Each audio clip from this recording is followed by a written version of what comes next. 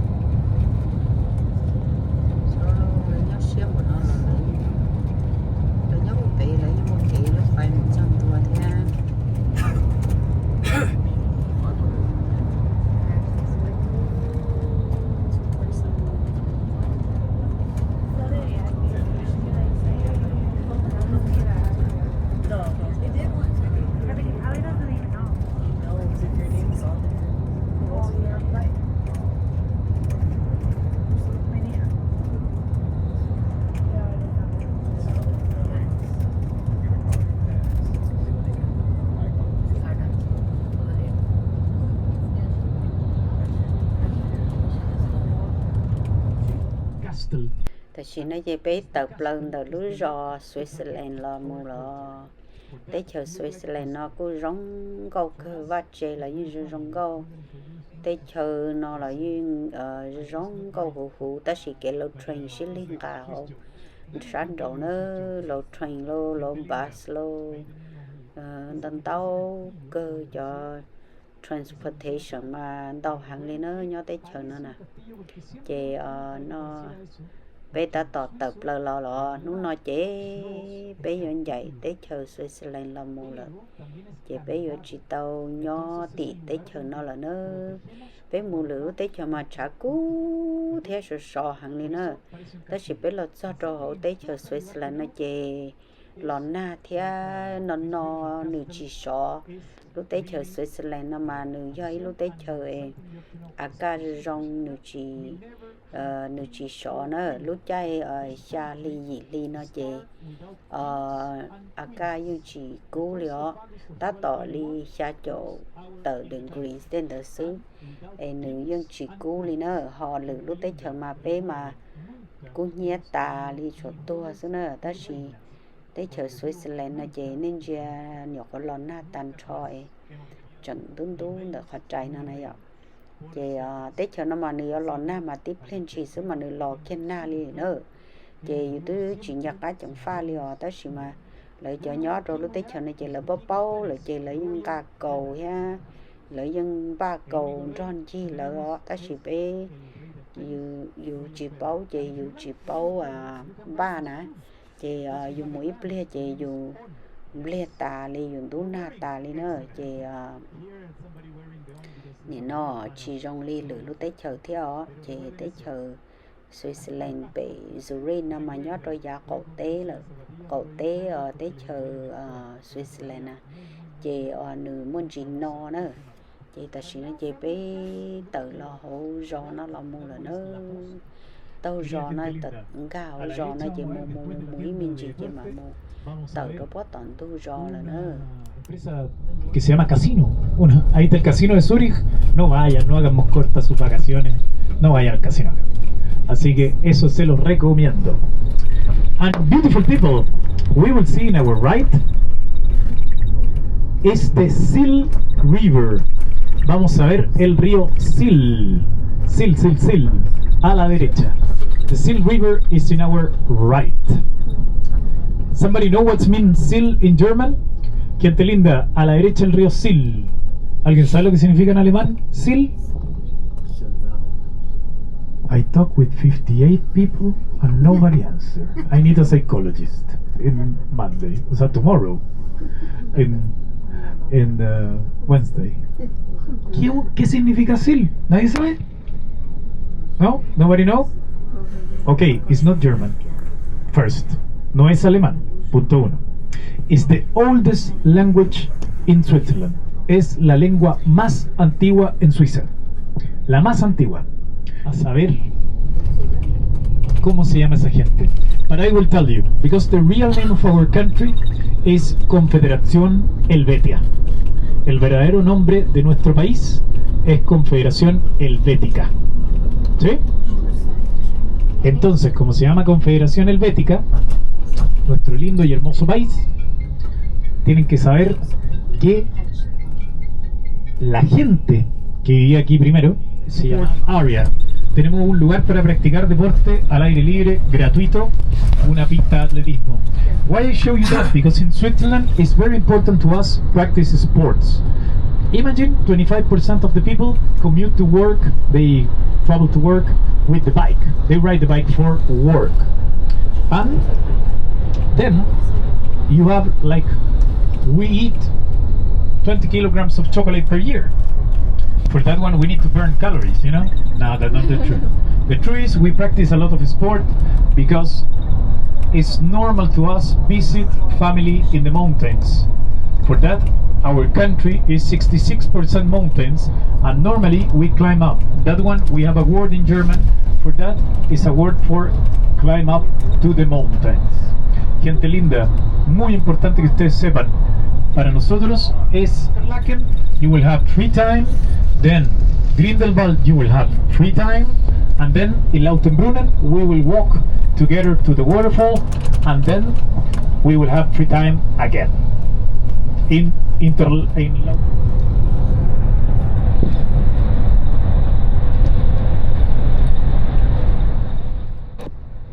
Tết chơi nó mà mua cho nên lỡ qua kiện ga khó thở nổ nó lên tàu hàng này nó Tết chơi nó nè chị ta xí nó chị bé ta tọt tập lần đừng tư rò ở lỡ Tết chơi nó mà rò chuồn chúa xe họ nó lỡ Tết chơi nó chị dân chị như chị dân mua na là giờ chị ní như chị mua tiền rò đa thua rò dân chúa xe thì nó bé Tết trong Tết hạ lô khó chơi nhưng chúa xe xưa Tết chơi Switzerland nữa nè chị bé tự hộ để nó giò nó được chị muốn mua thợ nổ mua cho khó thợ nổ nó mà có một khi lấy xứ mà ga khó kia li nó đi lỡ chị thầu có tự rồi tỏ chị nương mua cái rối xa li nữa chị ta xin chị bé ta toàn ga kia cho nó tập đỡ rồi sao tập mà thế chị dân ga cho khó thợ nổ nó lên tàu hàng li nữa mà li mua cho rồi khó chơi đó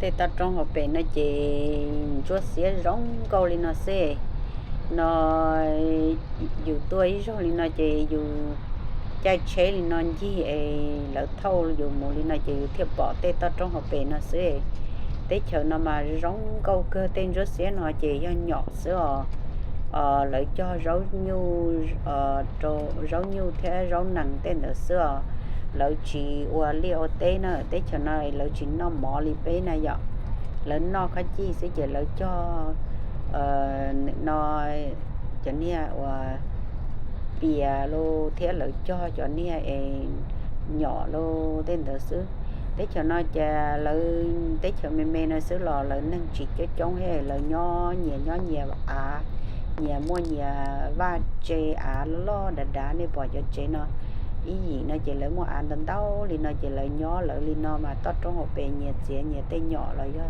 tên đừng chúa xía mà rong câu chắp lợi li lợi tới chờ Switzerland nó mà chỉ hay hồn trong là một đồ xa tọn tu rò và tị tê tao trong hộp bề còn xía tên đó nó dọ nhưng mua chế mua nhọn chúa xía rong câu li nó lợi và liều tê nó ăn tận tàu đi nó sữa chỉ bao tiền trả lỡ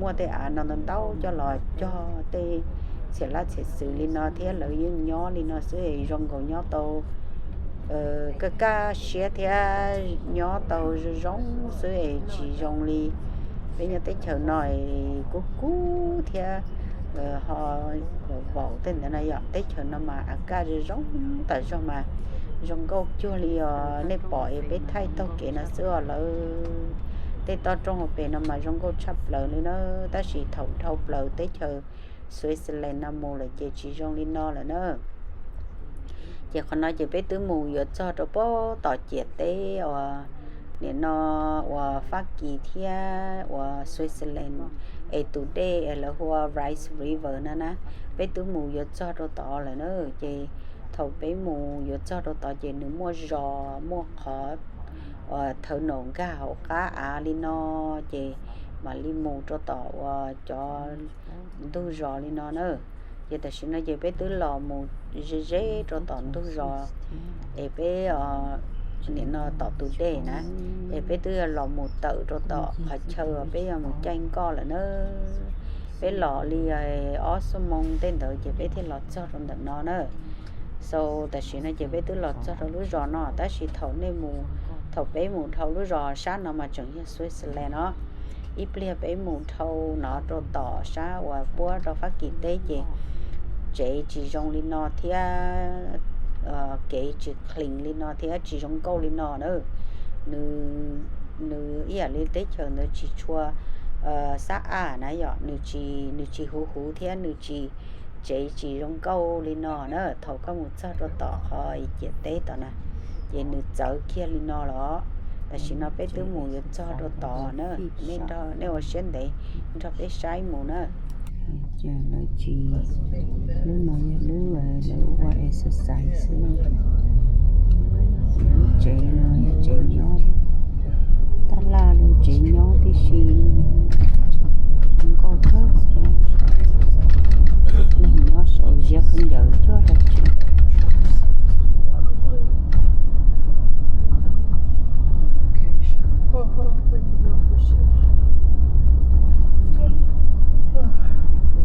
bao tiền lúc rõ này chẳng do suy là chỉ do là nữa còn này rất sợ rồi do suy mà lại tới chờ cái clean cái này đó chỉ còn nó bao tiền với do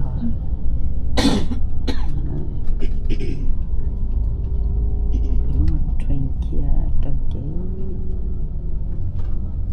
năng chống trồng này gì thêm sợ rồi đó cho nó chỉ bao thế nó chỉ clean về thế này chỉ bao tiền với do và chẳng do tới chờ suy thì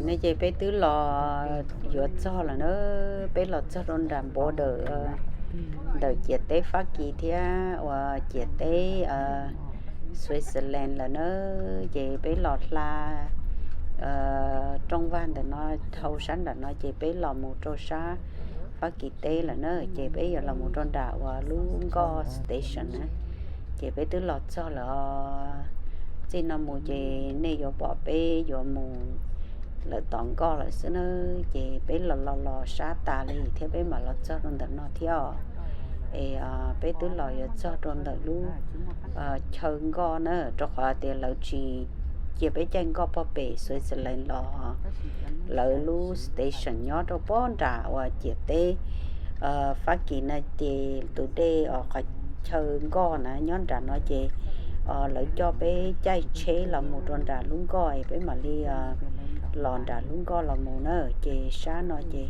la lọ nó là mù chị do phát kỳ tế nữa nữ cô bé chia mù kia rồi thì phát kỳ tế chứ mà đợi bộ đợi chết tế sơ bé ta tỏ lò sau đó là nó chị bé giờ tự lúc chế nó mù rồi sáng độ luôn có là nó ta chỉ nó chị bé lọt sau kia là có bé lọt rồi đằng co là nó thì nó có bay tận nó người tới lò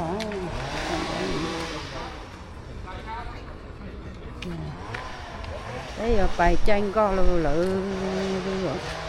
bây giờ mình chơi đúng con nó thật bé là sao thì kệ thì cũng chia chỉ tự do đúng con nó nọ lại họ nói do sao phát kỳ tế là nó chỉ do Switzerland lo bé tứ thâu Switzerland lo là nó là chỉ nó nè bây giờ chơi đúng con là nó mùi chay luôn con nó lúa à bây giờ mùi gì núi gì mò nó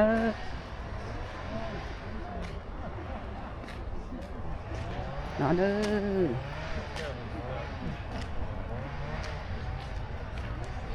coi lúc nào nữa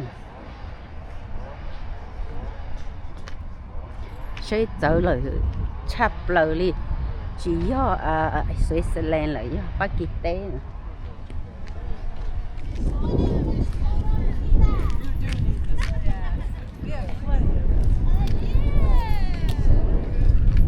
bé lò này nọ nữa sợ đời lò cho trống này bây giờ một chơi cái tôi giờ nó chọn một đê chỉ bón nó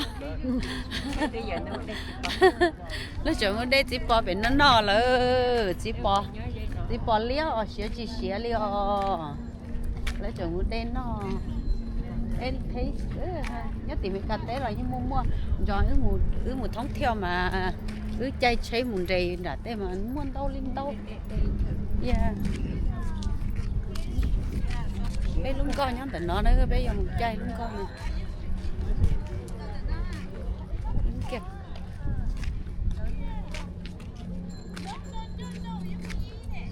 yeah. Đây nè I think we can have it đây nhỉ luôn đó cho nó có câu chứ cả có bao tiền tại sao nó bé nhau phát kỳ tế nè bé chưa nhớ à Switzerland nó có lại cái đây là sao thì nó chỉ cần chia lúc đấy chờ đứt sợ lợn to tôi chỉ sát à này giờ yeah chỉ sát à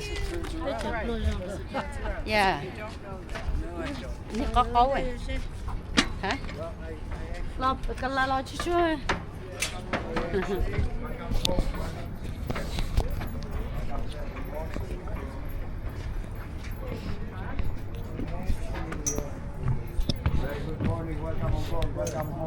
bên trên cỏ đây Welcome home. Good morning, my lady. Welcome. Whatever you like, someplace this evening. Hi, good Welcome. morning. Good morning. Thank you. Welcome home. Sorry. Okay. Thank you. Welcome aboard. This way. Okay. Welcome on board. Đây là tao nó không thể chơi rộng.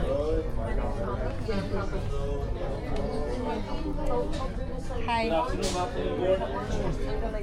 By that time, we might be ready to go. Sorry. Excellent. Thank you very much. Thank you, Anna. So we just go have a seat. Okay. Thank you.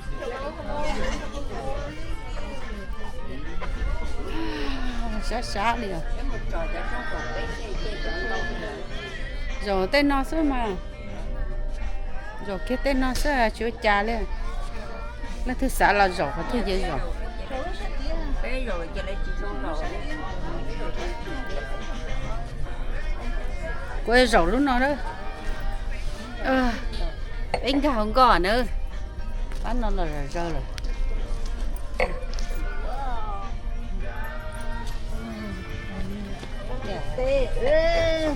bé tư nhau phát kỳ tế rồi chẳng có để nó sôi sôi tư lá cho kia thì nói chỉ là tư phát kỳ tế có biết thọc lời cho thì nói chỉ có chuyện đây sẽ tên nữa là tại mày cứ chỉ đâu lấy tiền cứ chín chúa rồi đỡ đi đừng có chọn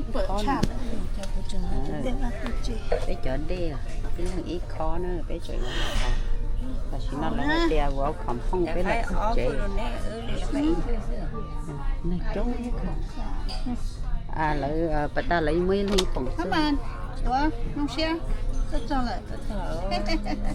Hello. Không xe. Lúc nào bây giờ celebrate.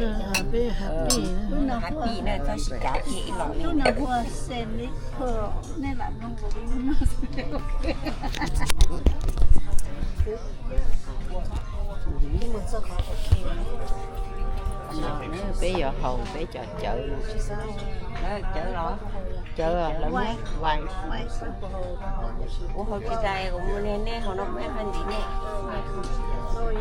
Cái hồ ta thì nhưng mà các anh ấy có cá mà cái nó cá Cái gì cũng mới hơn gì nè. không ai shop mà. Nó hơn gì nè nó. Kệ như thế nào nè. Bữa nay chị no kệ lọ she nè. don't want anymore that's why she wanna share yeah Bữa nay chị kệ lọ cho chị xé nè. Tu sầu ta đi ạ. Tôi sầu cho tôi xé. tu à chắc khả năng là bé có chuột đâu ta chị té hả chị nhớ là gì bé lúc trẻ số một bé lúc trẻ số trẻ một số đó gì lú khát theo nhớ họ lú bột thế sao tận đây ta chỉ do thôi nó mò bé lò trong đợt nó bé lò son để nói kia nó mỏ ta chị bây giờ cho chay mù chị để mà đi cho bé mù tôi tập bé chọn không chị nó thì cái chuyện nhỏ thôi hộ lúc chị nó còn cái chị tao mù và tiêu nữa thì không nói không sợ đời lò soi kia quỳ một thay đây rồi này sai hết nữa quỳ một thay sáng đồ rộng nó này sai tại vì nó biết là cho rồi sáng đợi phát kỳ tê rồi để mình go outside còn này nó sáng đồ rộng nữa quỳ một tua sáng đồ thay rồi này sai nữa cho trời rộng này nó bơ luôn này nó nhót to cái thứ một cho sáng đồ rộng thay hôn đồ rộng góc xuống cho phu nó cho bé nó lunch nó nữa bên nó cho phu nó bên nó cho lunch chúng nó ô bây giờ phải chia cá ta luôn cho salad nữa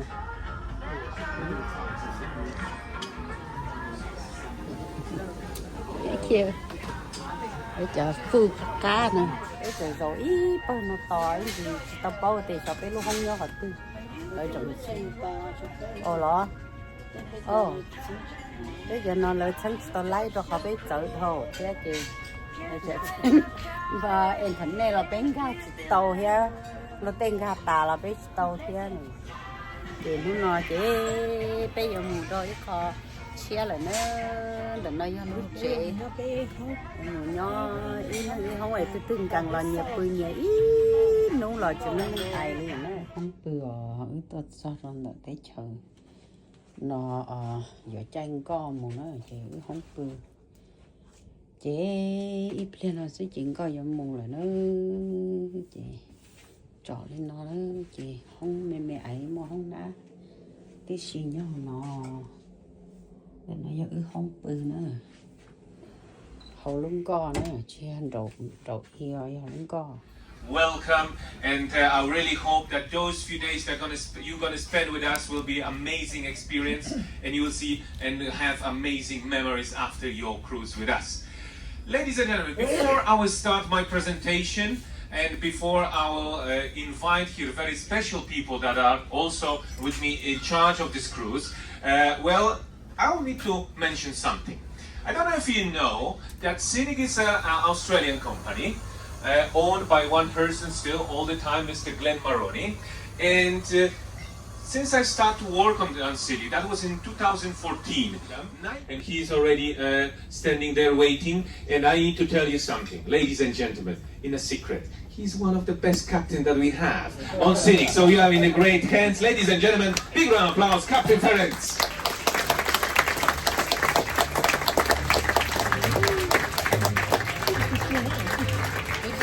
Cho bà ta thử mình hay cho tên thờ nào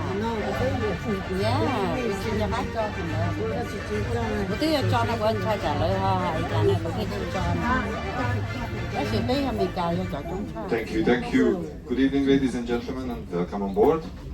As Lukas mentioned, my name is Ferenc. I am from Hungary, and I am the captain of this beautiful vessel. And I think you know why I take with me this orange things here.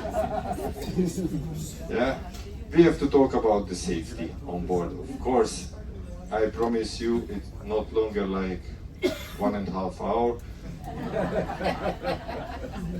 It's too long. Yeah. Okay, we can make a little bit shorter. Yeah.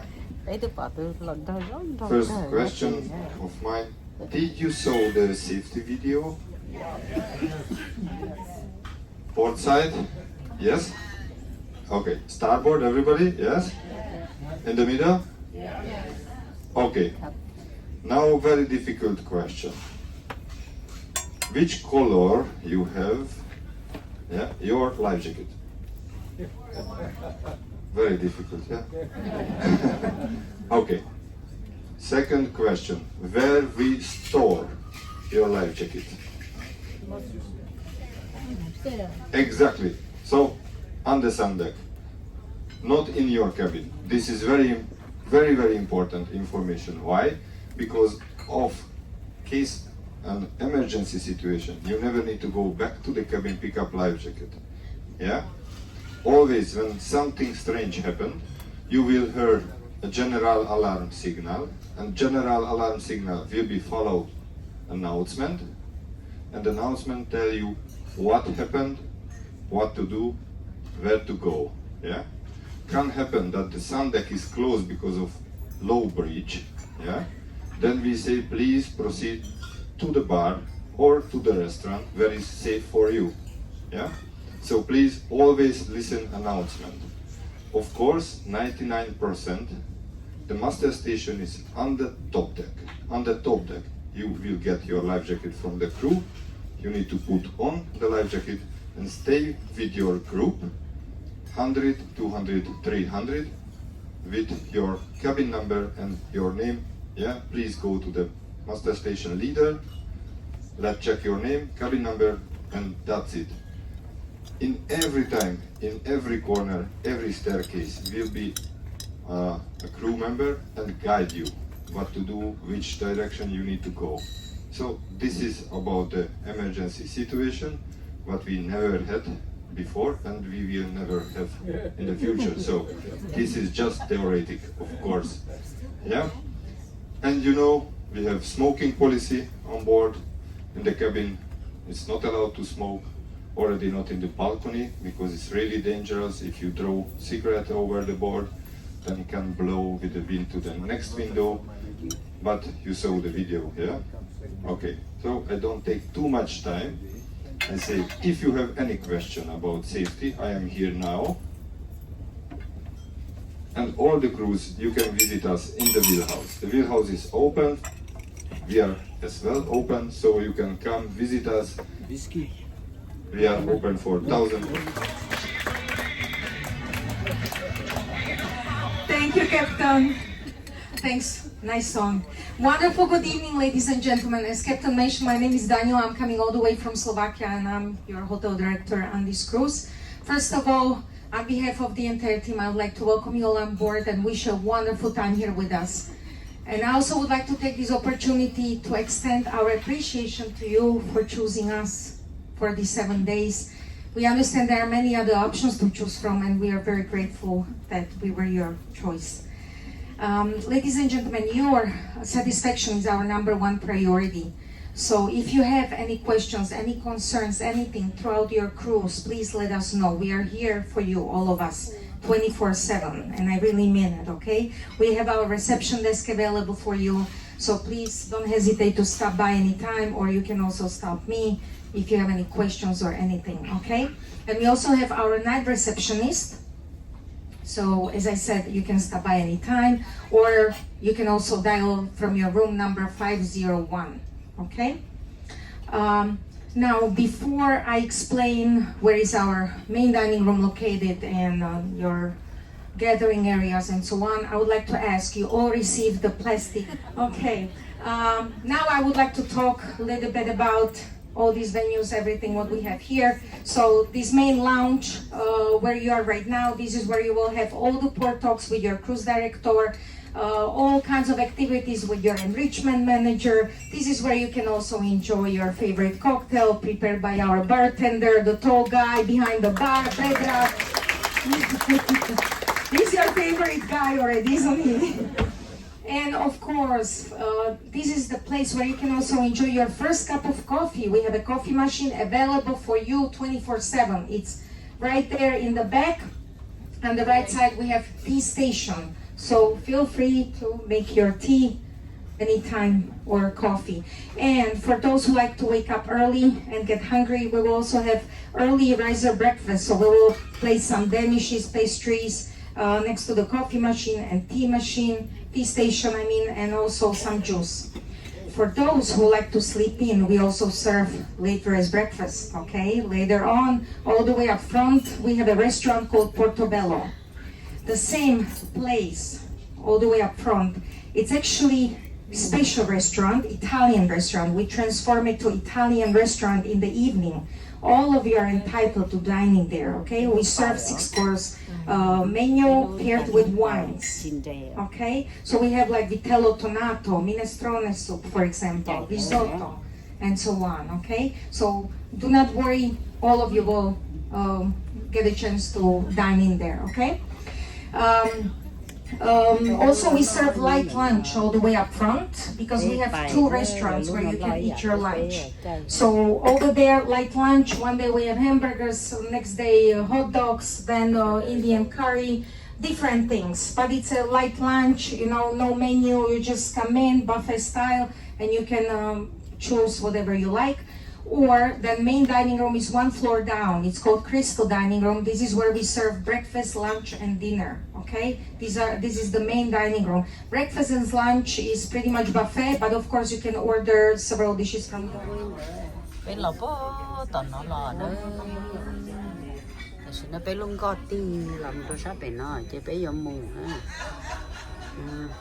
Lỡ ti xứ bắt ta lúc tao hầu nhá bé, lúc họ có nhá nói sẽ là một lúc tao hầu ti nè, chỉ có sẽ là cá một bé nó nè. Ta bé lò tí lo na có bộ bỏ tí đồ khi tí nè, chỉ lúc tao hầu nhá bé, chỉ là cái tư nhá nói chỉ là mua ti nào đã cá nè.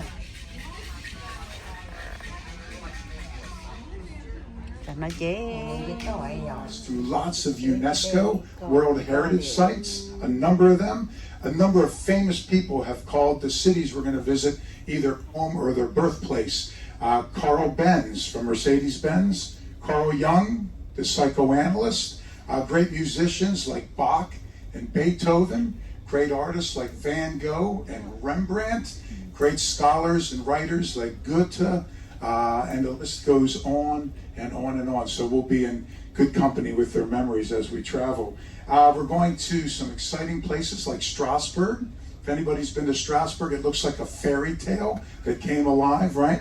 We're going to Cologne, which has a wonderful medieval square and one of the tallest cathedrals in the world. Anybody ever seen Cologne's cathedral? Don't miss it. And for a treat, Baden-Baden. It looks like it's Baden-Baden, but they pronounce it Baden-Baden. Bad or Baden means spa or bath. And there are a number of cities in Germany that call themselves Bad something or other. So Baden changed its name to Baden-Baden, just so you remember it. It's been a popular spa for 2,000 years since the Romans, all the way up to Amsterdam, and it's picturesque and famous canals, so we're in for a real treat. One last quick thing, I'll talk to our cruise director and captain later. We're going to be sailing at one of the most famous spots in all of World War II. That's the bridge at Remagen, if anybody's heard of that, the Ludendorff Bridge. So the kicker, the short story, the Allies have to get to Berlin, right, everyone? The problem is the Rhine River. So what they did is they tried to bomb bridges on the Rhine to prevent the Nazis from escaping across the river to the eastern part and back to Berlin. They bombed a number of bridges. We bombed this repeatedly and couldn't destroy the bridge. Then at the last minute, they realized they needed to save the bridge because we had to cross the bridge to get to Berlin. So in March of 1945, American, Canadian, and British forces are racing. Hitler orders every bridge along the Rhine River destroyed. By March 1 of 45, only 4 bridges remained. One at Cologne that we'll see. See, Hitler ordered them all blown up. 3 were destroyed except the bridge at Remagen, the only bridge remaining.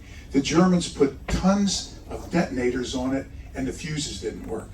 Something was wrong, there was a defect. What's the likelihood? They ordered planes flown over to bomb it, all the bombs missed the bridge. They order artillery strikes, it still doesn't go down. And then an advanced group of Americans arrive at the bridge before the main armies, before multiple divisions. And a few men beat and push the Nazis off the bridge, risking their lives by running on the bridge, kicking detonating explosives to sail into the bridge, and the boat misses the target. Finally, Hitler orders that 11 V-2 rockets, if you've heard of these, the Wunderweapons, the Vengeance rockets, first rockets of its kind. 11 V-2 rockets are shot at the bridge. They all miss the target. Finally, some German scuba divers with Italian frogmen attire try to sneak in at night to blow it up. We shine lights on it, see it, and we kill them. So they managed to save this bridge so that multiple divisions would cross the bridge into Germany, expediting the end of the world's worst war. Tragically, as engineers are trying to keep the bridge from collapsing, it finally collapsed. 33 of them died in the collapse. Dozens were injured, but we'll be passing by that bridge on this river, so maybe we could give a shout out.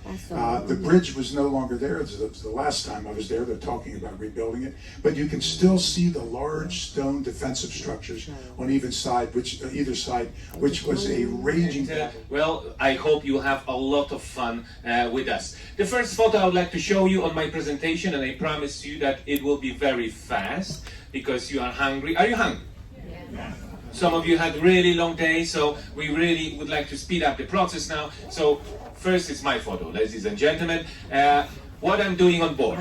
I'm a cruise director, and what I'm doing here is I'm coordinating the whole plan that Scenic Office created for this cruise, and I'm here to be sure that when you go for excursion, your buses are on the spot that they're supposed to be, they're on time, the tour guides are there, and everything goes smoothly. That's why I have more and more gray hair every day. And for the last few years, we have somebody that help us to manage this work. And I'm really happy that on this cruise, my assistant on my right hand is this gentleman here. And he's enrichment manager. Big round of applause. Giancarlo will be here, ladies and gentlemen, in the evenings mostly, because in the evenings he will be here in charge of all the entertainment, and he will have some quizzes with you, disco nights, trivias, and please join us for those evenings because there's always something to win. We're always trying to have some prizes connected with the places that we are visiting, so local prizes.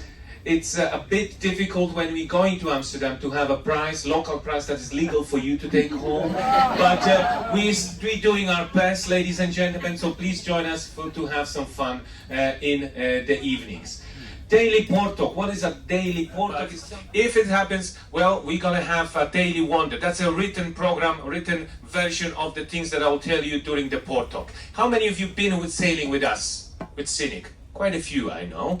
And I don't know if you remember, but previous years we had something was called daily program, and we used to print the daily program and deliver it to the cabins. We are not doing that anymore. We have two changes. First change, we changed the name for a more sophisticated one, Daily Wonder, ladies and gentlemen. And we are not printing because the Scenic is now part of the Cherish the Planet program, and we try not to print unnecessary things. So you will find one printed version of the Daily Wonder on the reception, and also when you go to your cabin, when you turn on your TV, there is a menu called Daily Wonder, and there you're going to see actual Daily Wonder on your TV. And when you come after dinner and would like to lay down in the bed all day long, why not? You are on vacation, you can do that. So I will not be calling you if you are not on time in the bus. For me, it's the information you decided not to go for the excursion. All right?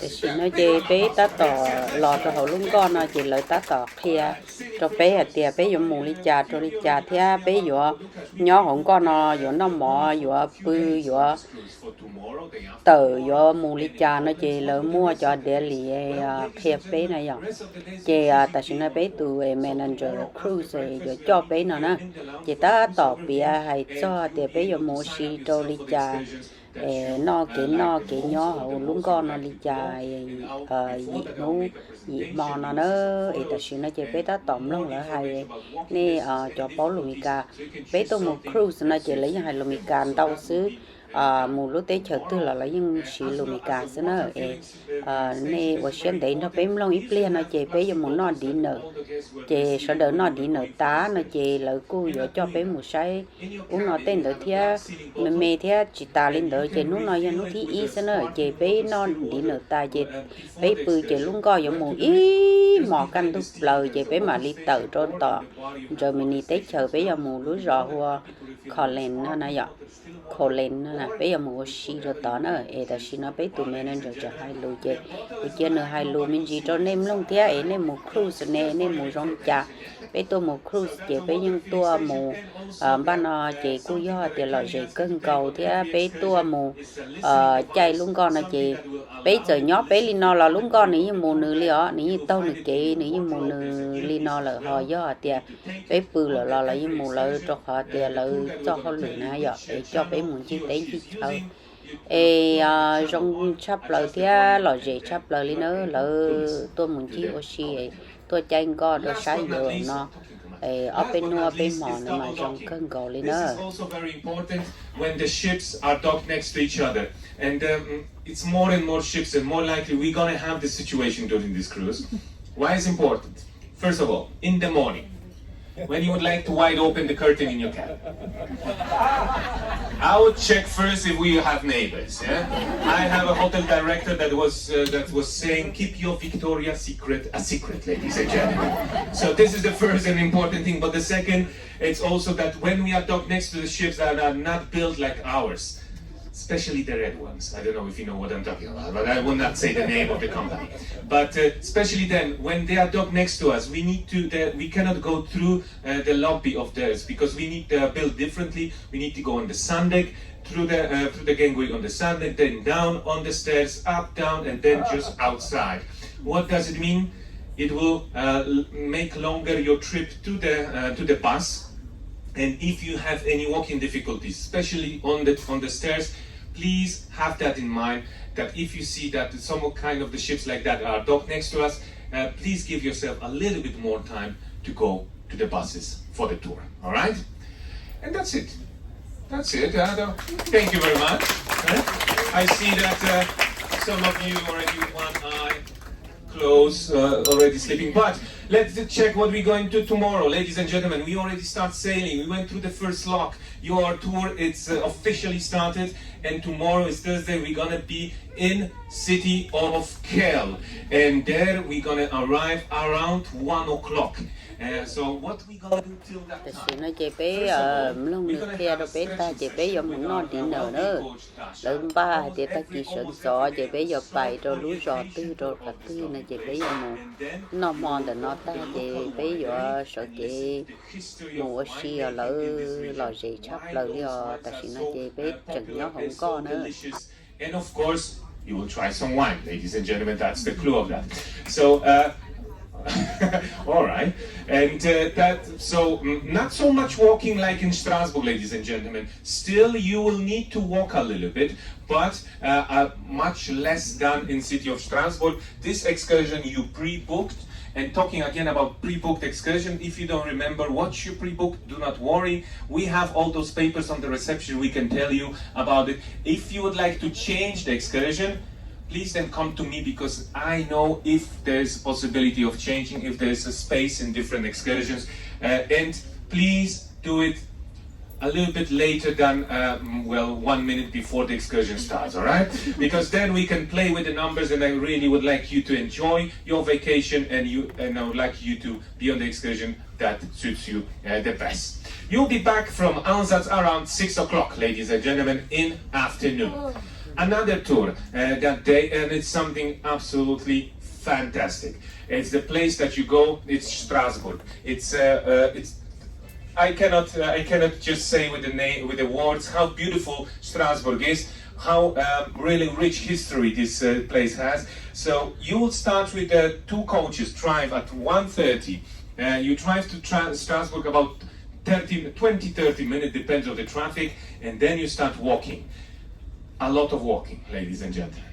The buses are not allowed to stop in the city center. About 20 minutes walking from the bus stop. It delayed all process. Trust me, it was a big hush.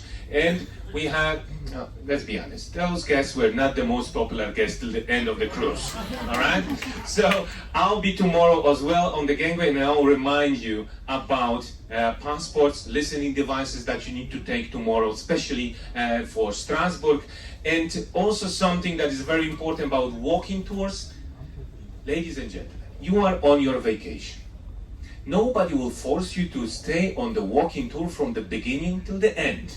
So if you decide during the tour that the tour is too long, or you are too tired, you don't want to walk anymore, just tell to the tour guide that you are disconnecting from the group, and be sure you know where is the meeting point of the group and what time the bus is coming back to the ship.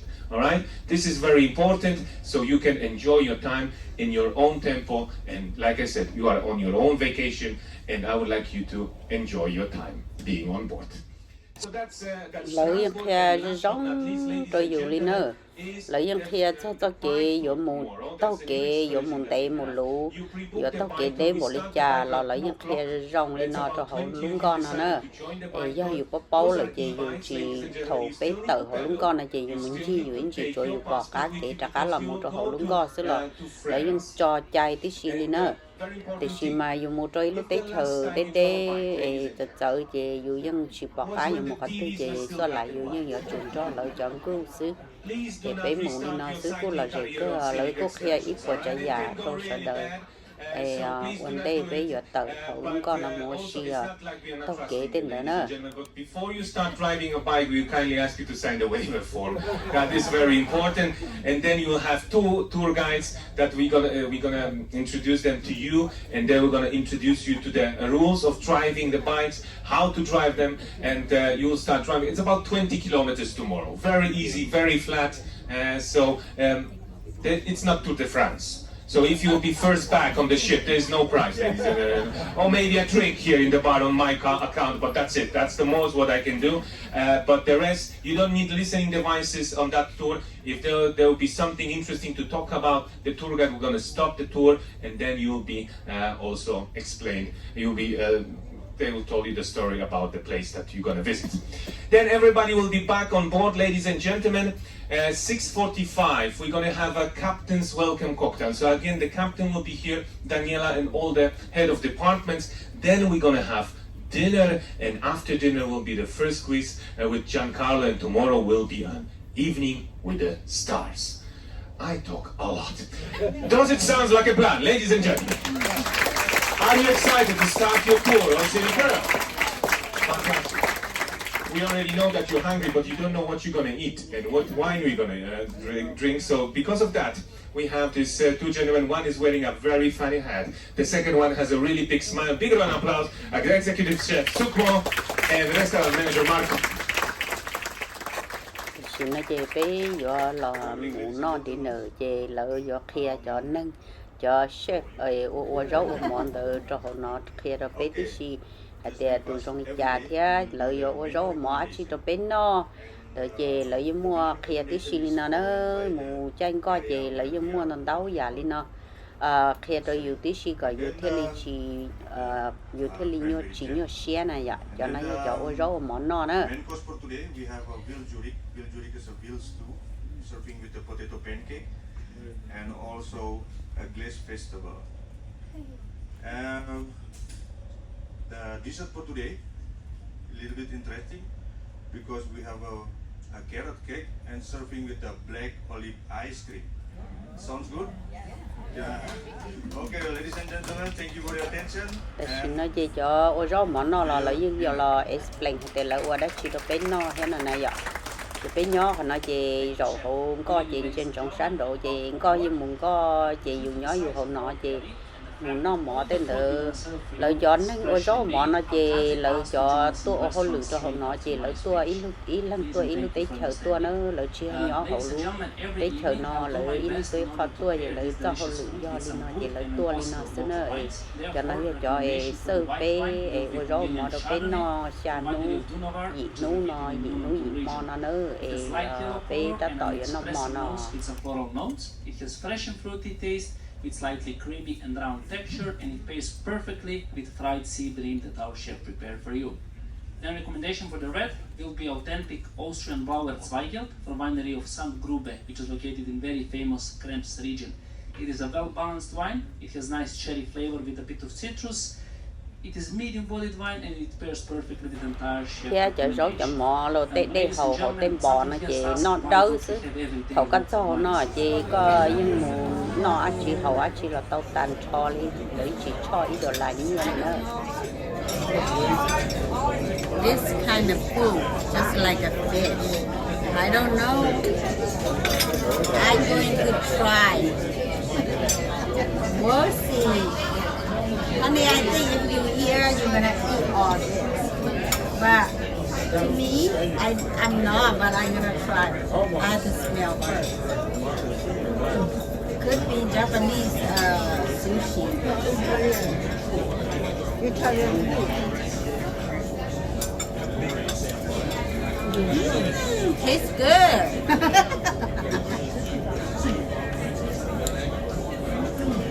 Look, tastes good. It's a raw fish. Yummy, yummy.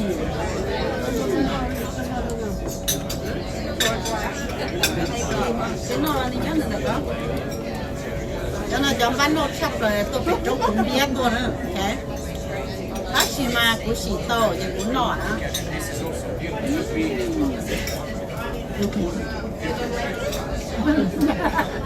She never tried the raw fish. Never. Well, I just want the table first your glasses so I can clear up the space. And after that, I will take your plate.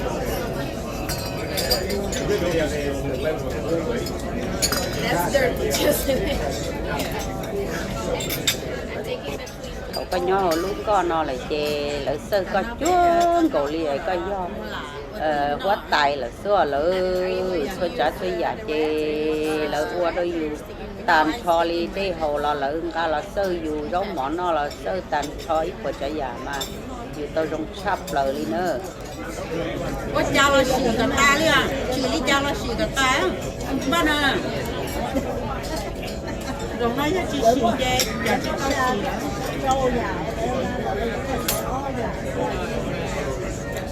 cá thóc rồi đi tất cả chưa chỉ được tầm mấy ở trên nó cá thóc rồi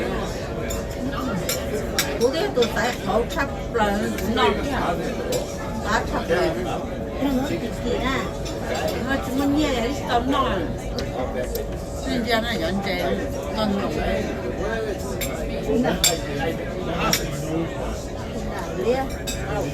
I told you I try and I like it. Okay, like yeah and me. No, that's okay. I want to show you, honey. I'm very strong now. You know I got 2 cups. You see it? I have 2 cups. I'm gonna drink it. I also have the whole cup like this. It's a sex on the beach. When I get home, we're gonna go sex on the beach. Sex on the bed. It's nothing. When she gets home, she's gonna go sex on the bed. Not on the beach. She said that. Okay, we will try, okay? Cái luôn có đặc ăn mù luôn. Đây luôn. Yep. Cái số luôn đặc ăn đây lỡ lần đây đã. Chỉ phải là chỉ tao luôn rồi chứ lỡ lần đây lỡ cơ. Chơi sắp xỉ cũng bự chơi chơi anh cũng bài anh drink too much tonight. Chị ăn đây liền cũng bự đi nó có tiền à cũng đã cắt cơ ta cũng có tua đấy để chẳng nó cũng đã cắt cơ rồi này kia bé rồi nó bé nó su nữa cơ cái cho su ấy đây tại vì mấy con này nó su nó cái cho su Italian small more big one kind of food. Cho chị bé một chế nhận cho bé mồm boy á mồm từ đúng không? Tại vì nó lấy sơ bé cho quá tài sơ rồi. Để bé nó ăn chưa là lấy tiền là mà ăn lò sơ rồi chỉ cứ bé một ca liu. Để bé có quá tài ăn nhiều vị à?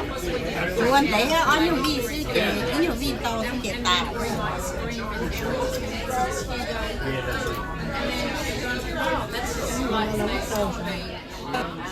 Chị nói về bên nhau không coi bên non mò nữa bên non mò chị lấy dân qua lấy hao lừ chị bên con ní mù nư thầu nó chị lấy hai chị bên non mò ta chị có bé enjoy non mò ta chị ít lên là chị bé vô một bự chị coi vô một ít mò từ tới chờ chị tới phát kỳ nó theo Switzerland theo nó mù trên Germany là nó nữa chị bé vô mù linh đời bé non đi nợ ta chị bé mù bự chị căn tu ta kỳ bé sợ kia xứ chị bé là nói kia breakfast nó ta kia xứ chị lợi yên cho bé mù Chile nữa em này vô bỏ bé vô mù chi tên chi thơ cho rồi nó sai ở cho mấy con dưa bé nó mỏ ta chị bé vô mù bự là xưa mỏ luôn nó xưa là bé phần trong lá nào lò con này bé họ đi nở cho họ nó xưa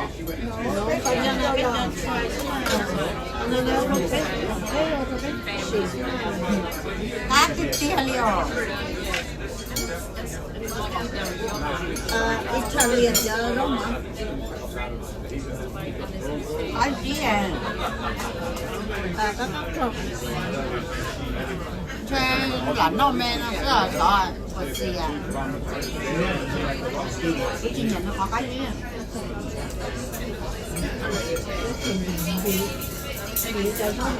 giống như lý không mỏi đó mà nó cái gì đó chẳng dễ mà nói cho thơ mọi bé ca trong con nó chỉ lợi dụng sơ bé nó đi nở lô xì rau xì mò nó đâu già bé nó mà nó chỉ ta thâu mà nó mù chỉ bé như mua đi nở nó thế đó xì mà sao chơi chỉ bé mù xì là sao xa chỉ nó kia là xứ nữa tan thọ xứ chỉ bé bự là xứ đó xì mà ta xì nó chỉ bé nút nó chỉ nút thi y sơ chỉ bé chẳng ta tỏ là lo gì nè mà thà ho lo gì mà nó nhẹ thả nhẹ cho nó cho tí cho xóa lại cho bị thầy là xứ là tôi khui xứ nè chỉ là ở ít quý của nhật chị họ bé li chị ít quý khu biển dầu chị do nhật chị nữa chị bé muốn join đó là một lúc cruise nè cô chị có theo là do bé trai từ tới trường Germany bé trai từ chị tới Switzerland kia Bắc Nam mù trên Germany chị bé tàu từ Rice River mù cho bố về Amsterdam nữa chị bé theo xí nên tàu nú mù chị lợi cho bé mù đi ý lúa rồi thôi lúa rồi bây giờ cho nên nó bé mù đi rồi lợi tây dây cho họ ở rong câu lúa tới trường Germany đó nè cho họ lấy những mua lại cho plan hay tiền thực suốt nú lợi cho bé mù họ tư cho cả tư nó bây giờ một sai đã chỉ tên đó nó giờ lấy mua lại cho cái chỗ ta chị có một tranh con này chị có tao món lưới thì có giống ba một hạt tư vô già nên đó nó có một chân tua xí chị trên con kia xí chị ba xí dân tộc lời đâu có gì nè nó kể chị bây giờ đời chị kia xí nè có nè tại mày ước sùng đa ước chị phải nhầm món một chai thêm bổ á ước chị sùng đa lúc nó có một món no đó vì nhớ tiền ước một trái thêm bò ấy ước mình làm món sọt trống là về ước chợ sọt xe thế nó nữ dùng mỏ đu lỗi nhưng mà kẻ ước chỉ thay rồi đó ước xuống nọ đua thế nữa ta chỉ áp tới nọ đua chúng mới rồi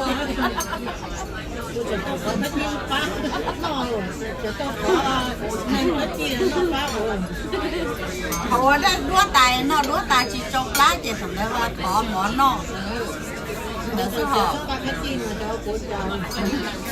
Thấy chắc là liệu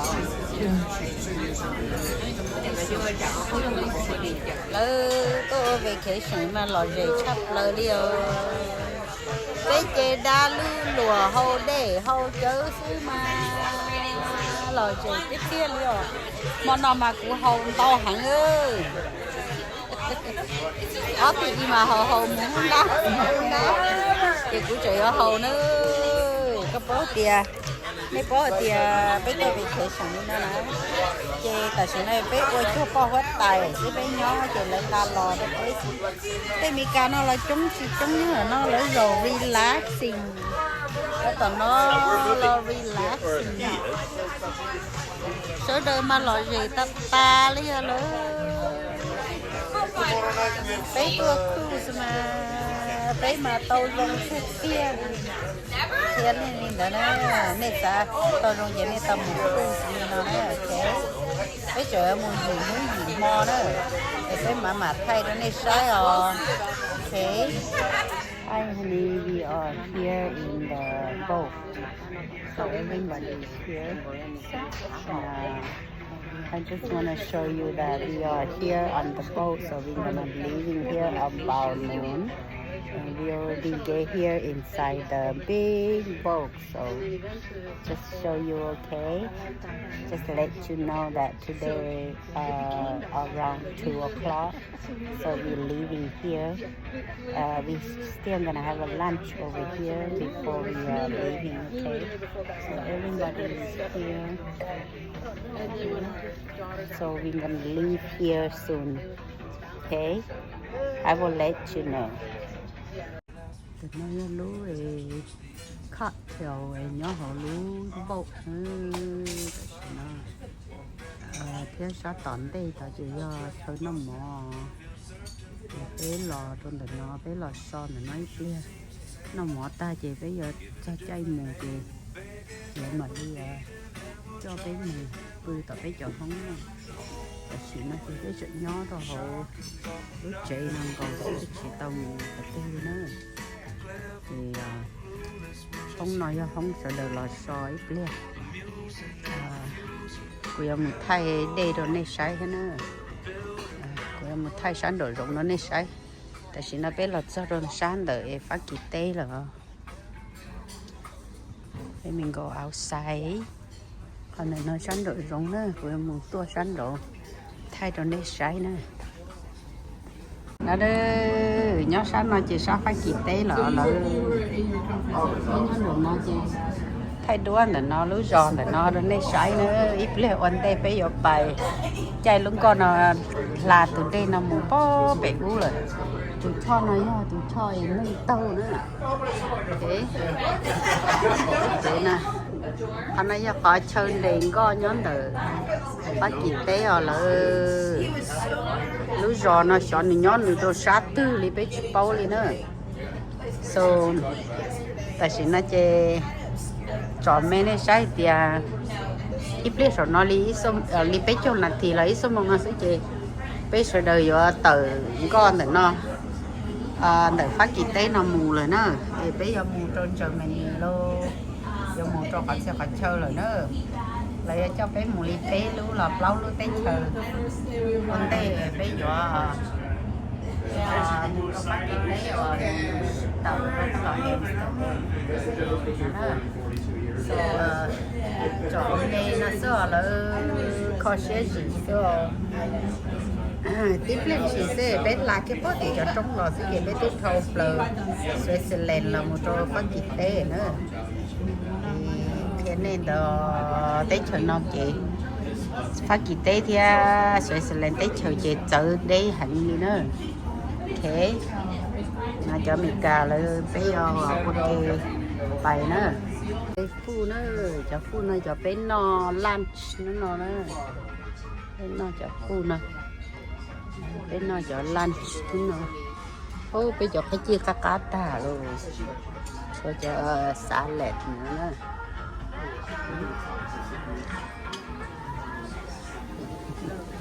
cái kia bây giờ phu cá nữa nó cho rau này nó bơ luôn này nó nhót to cái thứ một trò xanh rồi rong thay hôn rồi rong gốc xuống cái trời rồi ý bơ nó to cái gì tao bao thì cho cái lúc không nhớ hết đi lợi trồng lo bây giờ nó lợi chân tao lấy cho họ biết tự thôi thế chị và em thấy này là bên ga tàu ha nó tên ga tà là bên tàu thế này thì lúc nào chị bây giờ mùa rồi kho chia lại nó để nó cho nó chị nó ý không phải tôi tin rằng là nhiều bự nhiều ý nó là cho nó tài liền nữa nó nó chị nó bây giờ thấy đúa mình chỉ để nó cho phát kỳ tế là bây giờ chạy con để nó bây lúc con mà lo chỉ lo bắt tọt nó lo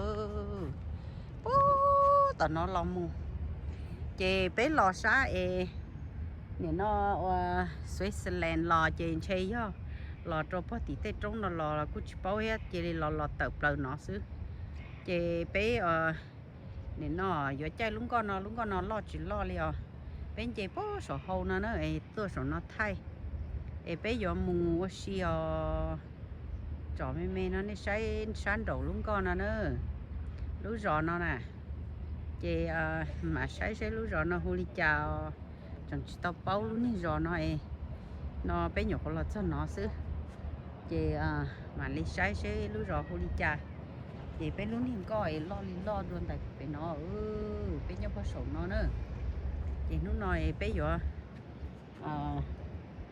mùa xì nó giống mùa xì thế chạy lúc nhìn con nói giống mùa xì sáng này thì nó chỉ có sáng hậu lú giò là nữa chị của thay lú giò này sáng nên chỉ sáng sẽ tới chờ phát kỳ thế tới giờ xoay xe lại mà chờ đế cơn gò đi sáng thì nó chỉ nhỏ đặt thú lấy chỉ cho tu tới cái nó chỉ cái nhia li nó ta chỉ sáng thì xoay xe lên tới chờ mà tu trong con bộ li ở bên xa của post cho nên sáng hậu lọt xứ nè hai muốn tới nữa ta chỉ nó chỉ bây giờ mù nó luôn có thì nó mà giờ chọn có và thâu khổng á thâu khổng lỡ giờ lần trên nó lỡ thâu khổng lo lấy lần trên nó nè hồi lúc có bây giờ mù chay nó chỉ giờ lúc trong này lúc có nè nó nè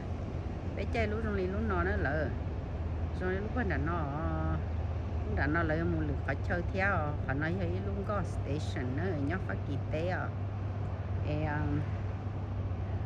tại vì nó chê bé chẳng trề bé lúc cho sát thì nó chê bé lúc nhỏ nó bé lúc cô lo hàng thiết đó chỉ chẳng chỉ tao mù nữa là hạt tiền li óm mong ta su tên đó chê là mà sợ kế nó tại vì nó ý mong tờ rồi chê bé chẳng chỉ tao mù nữa thay li nó sữa rong câu hàng li nữa chọn này sai cái này bỏ nó hạt tiền chẳng cho phát kỳ tế nó nữa thế chẳng cho phát kỳ lúc tết chờ bây giờ sự kiện từ nó mua nó lời xa bé bớt đi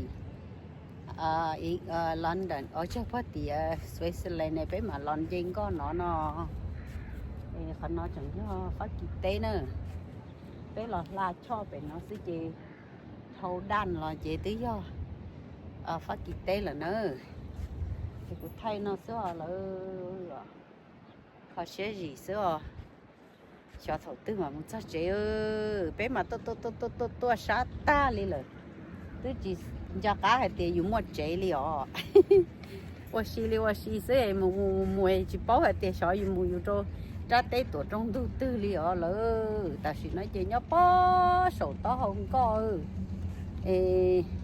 ta tỏi dùng mua có là sữa là thay mê li nói có hai tia nhóm được khỏi chơi nó bé mù chơi tao bé tôi chỉ trả lọ đâu khỏi chơi nó lọ bé mù chơi bé giờ mù chơi rồi sao bố thì Amsterdam là nó thế nên không được Kelly nó này sao bé giờ mù là nó trong câu xa liền không bừa tôi sao rồi đợi tới chờ nó giờ tranh con mù nó thì không bừa chế ít lên nó sẽ chuyện coi giống mù là nó chị trọ lên nó chị không mẹ ấy mà không đã tí xì nhau nó để nó giờ không bự nữa hầu lúng co nữa chia đầu yêu hầu lúng co cái lò bó tận nó lò nữa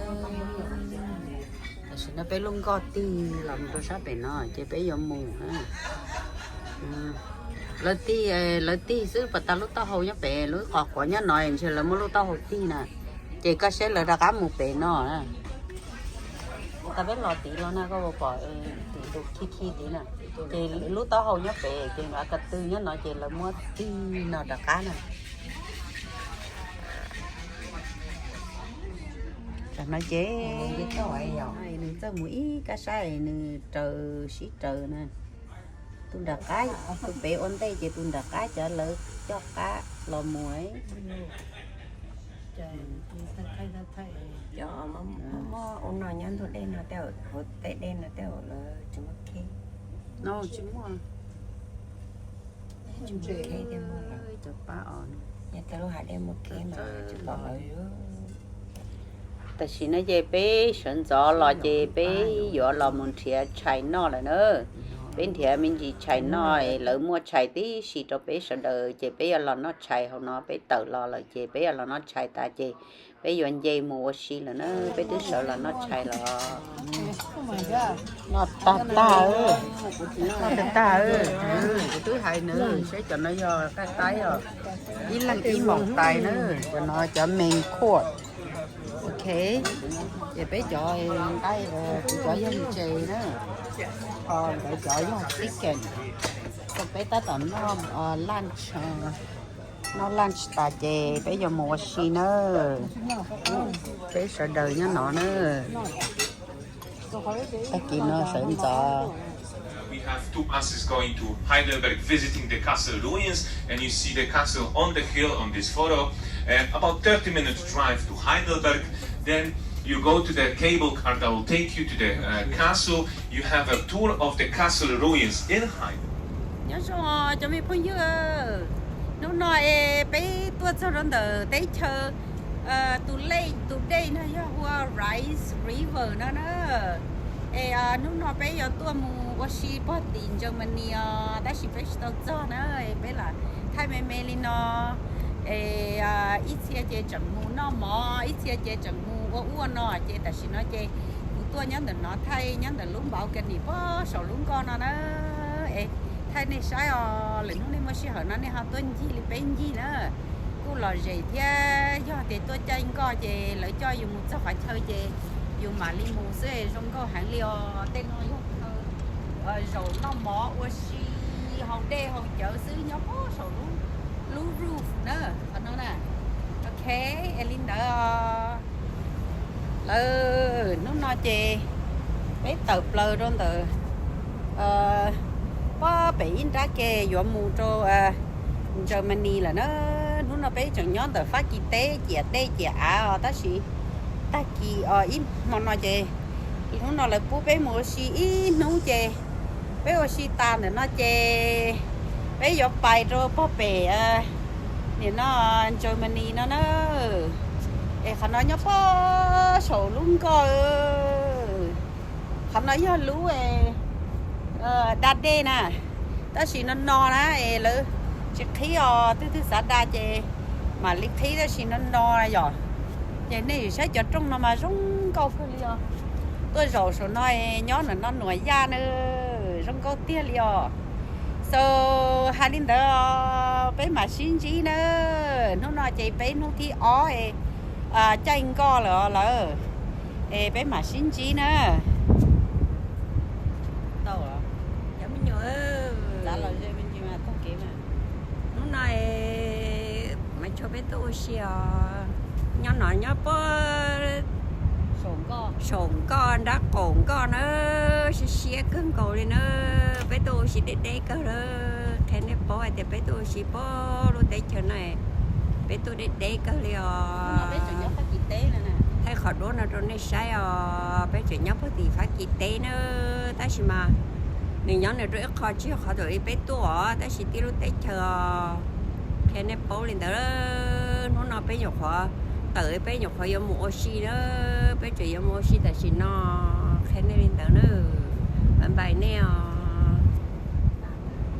hello honey I'm here I show you that I'm on the top the roof this is a nice place up here they have an umbrella in case we want to sit here and eat and enjoy so it's so beautiful here I want to show you and this video is just for you I miss you I see everybody's it's like couple coming here and enjoy but I'm sorry I miss my love I miss my baby and I will coming home soon and I just showed to you that I'm here today we still on the river by France so tonight we might pass to Germany okay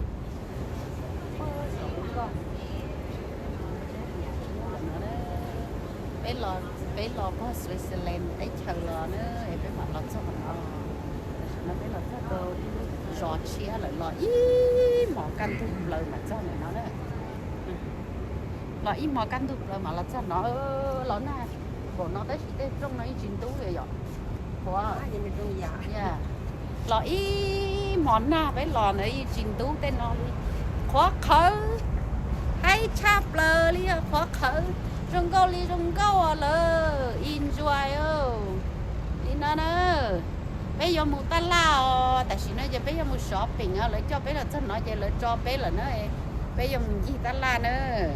You have time to walk around the city center of Heidelberg, but you need to remember that the time that you're going to spend in the city after visiting the castle, it depends on the traffic on the cable car.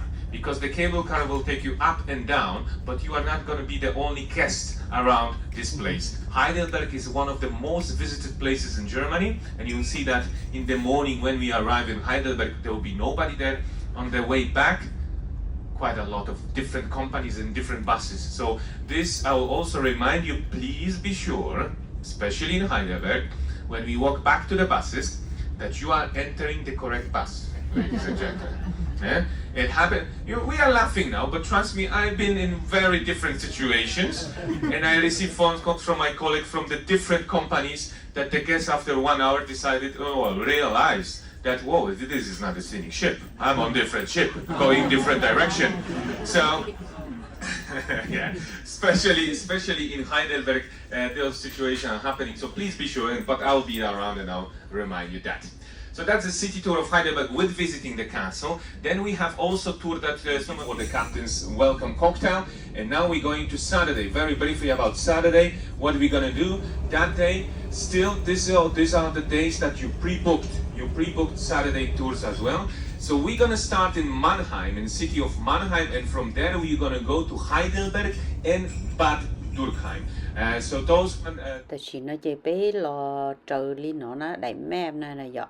Chị bé giờ mù trời đi nó khỏi chơi nó chị nhóm đời chiết tế phát kỳ nó bé giờ mù cho lú giò nó bé giờ mù sai lợi lú khá sầu rong câu nhỏ cho bé nên nó lỡ giò bé nó tại vì nó trên lúc nó bé cô ba sợ đời cô sợ lò chị thì do nó mình chỉ ta chị bé giờ mù xì là nó nên giờ cho bé muốn gì sẽ nên nó bé bỏ đã chiều nó nói gì bé cô dầu xía chắp lời thì do chạy nên nó bé giờ tờn nó mù là nó thật thơ lú rồi bé giờ mù tao kể oxy nó chỉ do lú rồi nhỏ trôn từ chiết tế kia búa phát kỳ tế nó lợi dụng bộ đội kia sữa bé ta tỏ tốt cho kia rồi nó nữa chỉ sao phát kỳ tế là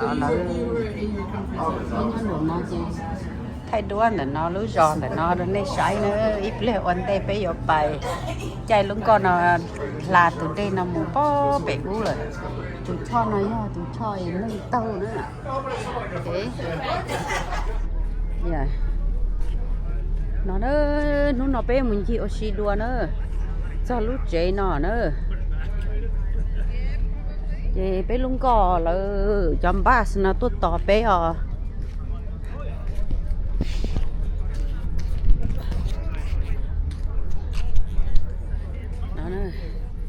chấm bát nó tốt tỏ bé nó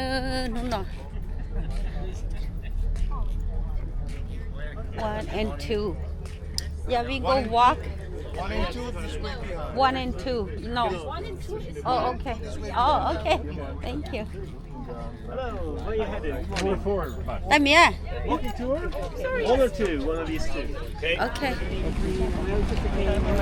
Đó, và chúng ta biết cho trong Germany. Bé chờ là nó bé đã tỏ lòng vui gì họ là lúc nhỏ trò mấy có nhóm được chuyện tế phát kỳ thế Germany nó nữa chị lúc giò nó hú đi chào chụp áo chị bé vui gì là lúc giò ít liền. And then, we all had kids, and so they all are there now. Yeah. Will they stay, do you think? Yeah. Okay. Good. Yeah, they're all adults now, and then they all have, a lot of them have their own kids, and I think everybody can see them. My son and his wife left for a couple of years and came back, just like they just home. Bé chờ nó mà rong gốc lại tiền thủ chị phát gì thế giờ mình đi xí tua chỉ lúc nói hơi luôn trong ấy là xin đầu xí tua nè là cho cả nó chê tới chờ tiết tù chê mà đi hả chê mà đi do mới tu chè tế tại chê lại mà đi do lúc tới chờ chẳng vậy nè họ thủ mà lợi phần này lợi giờ là lợi thả cho xin đầu xí tua nè tuần tu có học được hay thì xin nói chuyện là có biết tao kể chơi li cầu trí nó nâng còn là thì bé mà muốn cho tôi tỏ lúa rò tỏ phải chơi lúa chơi lo rồi chúng câu nữa nè chị bé dân tao kể xin nó tôi cho tới chờ nó chị lợi dân chịu phú chọn ba sợ thâu nên được muốn chơi dây là còn để vậy là mà mua lấy tu lý được cho bé xin nữa chị bé giờ một sái lúa chơi giống câu nhỏ rồi đợi chị tới giờ mình thấy phát triển đấy nữa nên nó bé mùa lúa giò nó giống câu cơn kia để cho nó chỉ lấy những tao kể li non đâu xưa tu trở là ló na nhỏ của tu kia xưa bé ta tọt tao kể bớt đàn tu giò nó là mùi bé tu cho bé chị bé trời xí trời nó là mùi cọ sợ đời uầy ba nè chị tôi mình đi cruise li nó chị bé bưởi mò canh tu sợ là chị lấy cho bé mình gì nấu trồng tu chị bé mà đã cá lò trong đặng co chị mà họ đã cá lò chanh co mũi mò lên nó chị bé ô lên nó mù sai gì nấu sai gì mò lên nó thôi bé một sao chị lấy mua lại chấm ba tôi tỏ bé chị lấy mua lại chấm năng tôi cho bé kể lên nó là nó chị chỉ bé ba sao mua thằng đó tôi mù xì lên nó chanh co nè chị bé ta tỏ tao kể là mò lỡ tao kể sát ta đi thế ta chỉ mà có chỉ sáng đó là tao kể là như tao chỉ có chụp bỏ cá là cá là đơn đà luôn có có chiều lên tới chế gì chỉ có họ xỉa chế có bông hệ thế nữa để ta chỉ nói chế bé ta tầm mù nữa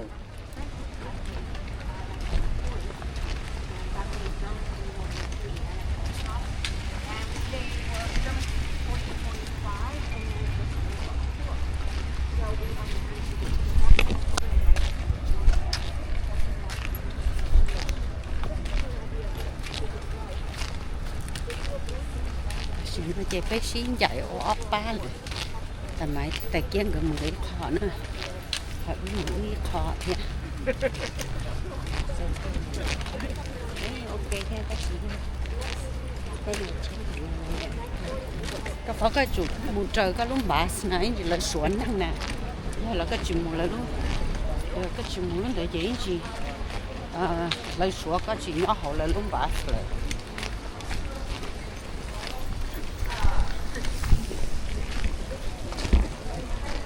Mình sai lúc và là lúc chơi có tận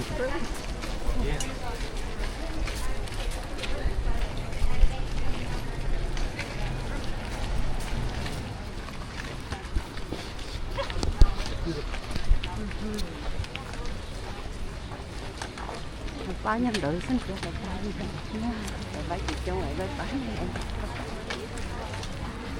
bé lúc tôi chỉ trong hết đó chỉ tọt cá nó thổi lỡ lói cho anh chị nè.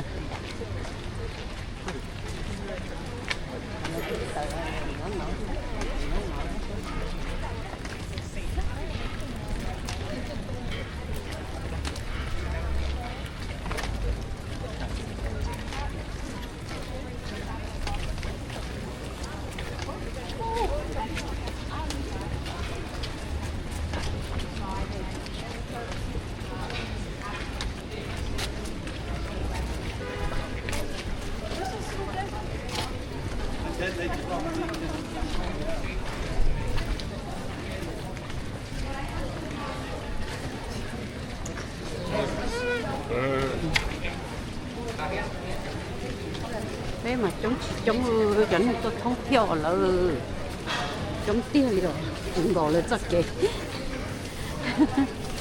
sợ nó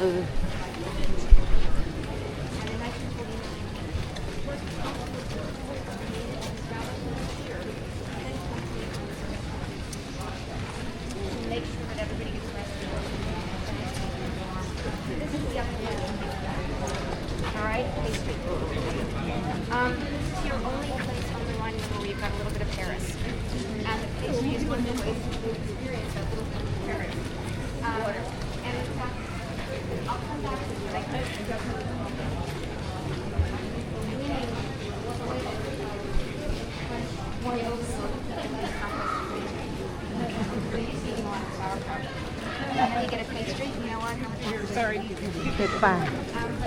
Cái pa nằm mà không có lán này là lán pa. Cái lấy cái pa mà không có xa liều lại.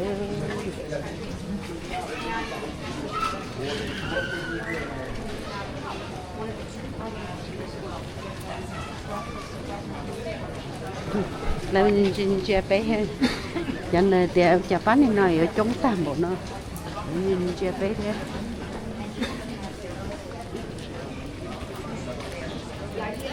Vẫn là lắm sủa. Là cái chuyện mà không có sắp tới rồi. Cái chuyện mà không có xuống là qua tới chè.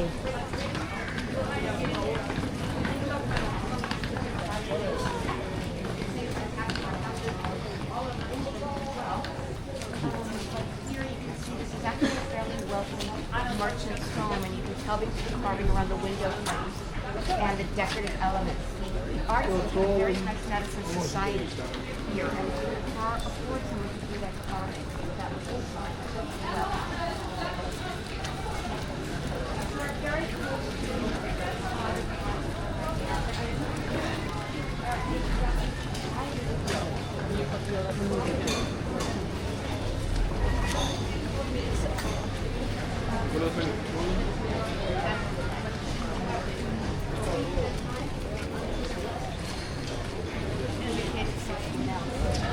Lily, how do you want to do it?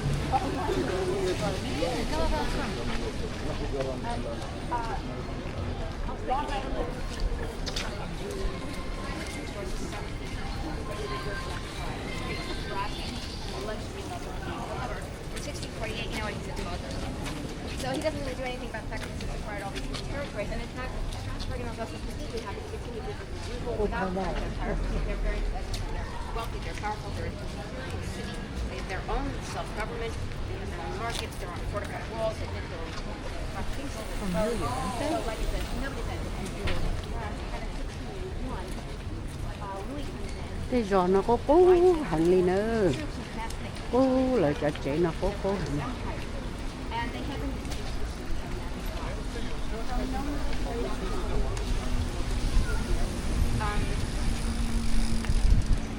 Peut-être parce que tu les as fait.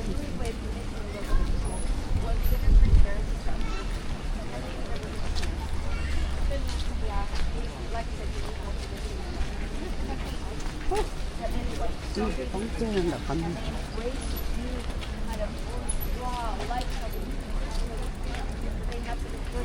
Their own self-government, very rigid, very authoritarian way of life. They told you everything how you're going to live your life. Part of my time here, got to know that when I needed to. But anyway, so they use this and they embrace this. And then you go 100 years later and you've got Louis XVI. By then you know what everything is. The extravagance of the king is poverty.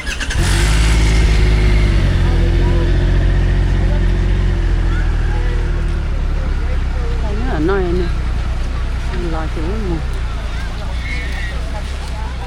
sao lại nó chơi nổi nữa.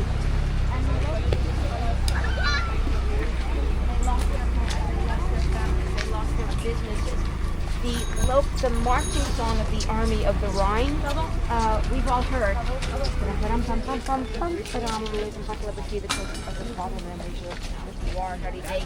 Marching song is a local Chứ lại tranh co hết nó. Cứ nhiều rồi mấy nó mà không có hẳn nữa.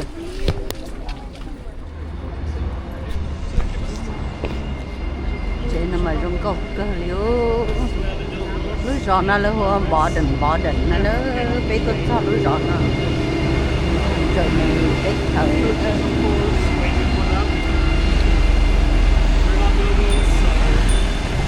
Dạ.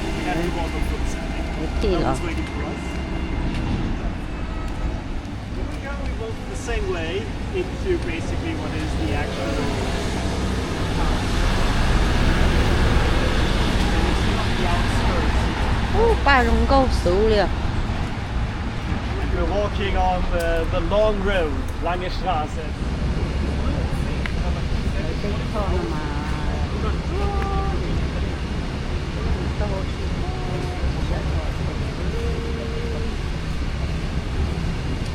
bán nó cá tỏi cho bé chọn cơm để mà bây giờ bày đi xịt có tao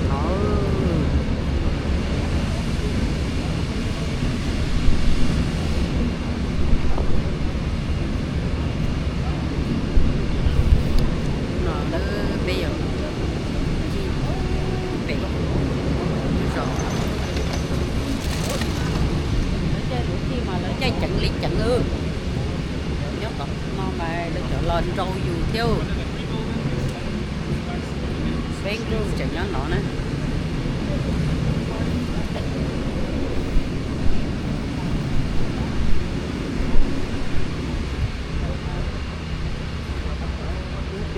biết chúng có ta đấy tôi không coi những mà nói to cái bẫy trả cái mà bắn lọt cái làm một sát một tí rồi có thôi mà tôi xin tôi số con nó một tí xíu tí rồi rồi ít tôi nói về tê plau chi đồ con đầu tiên nó mà nó la tôi chỉ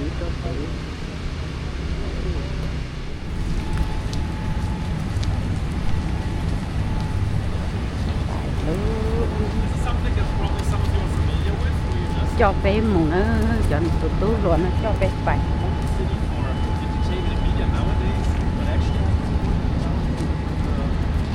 nó mà lỡ trâu xé lò thì tiếc liệt nó mà thổi lỡ lò vậy lỡ mới chạy ta nó mới sẽ thổi lỡ cho nó đâu thì thổi lỡ mới khứ chia ta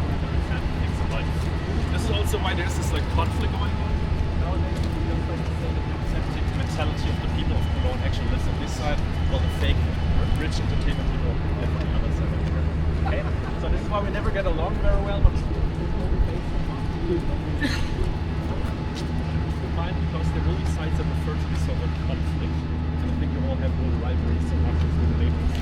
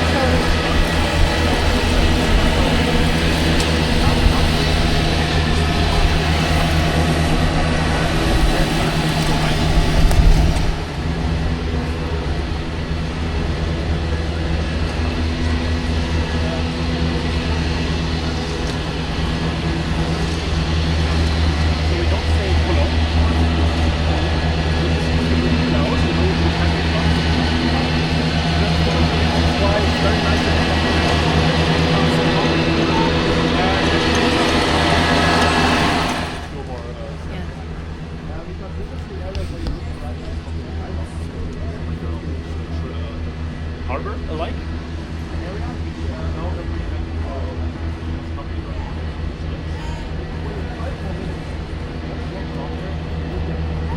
We're close to the ship to the very famous chocolate museum of Cologne. Museums cho nó dùng có hàng liêu chơi nhá sao tận nó nữa chỉ nó bé ta tỏi ở lòng sao có tận nó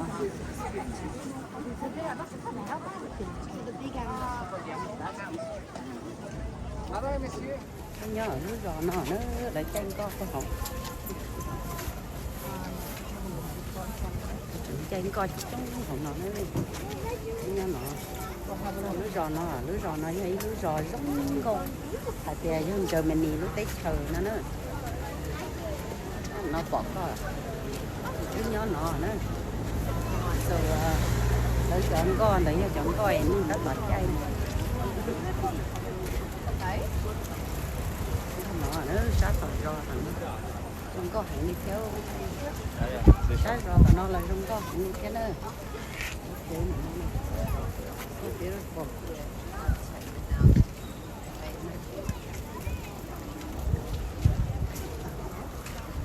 chỉ nói chơi cũng cho nên làm gì sao họ nó xứ chỉ tao lúc chơi bé mà ly trái đại tao họ nó mua từ nên để thế chị bé cho chơi này của mình chỉ nè cho đại tận đây nó nữa đại tận đây nó mà vừa trong câu chấp lời chỉ họ nó mua nữa bé mà ly xin chỉ đua đại video tao họ nó mua cho chơi trong câu nó bé nhỏ tao kể tôi cho xứ này cho xả ly trà nữa bé mà trái đại po ó mua nữa